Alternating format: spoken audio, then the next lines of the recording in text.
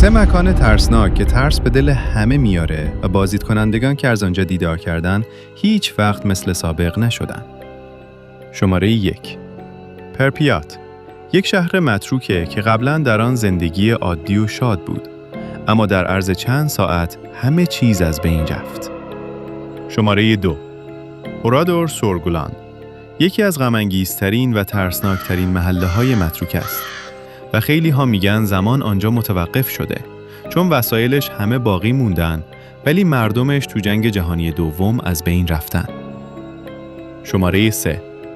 آوکیگاهارا، یک جنگل ترسناک در دامنه‌های کوه ژاپن.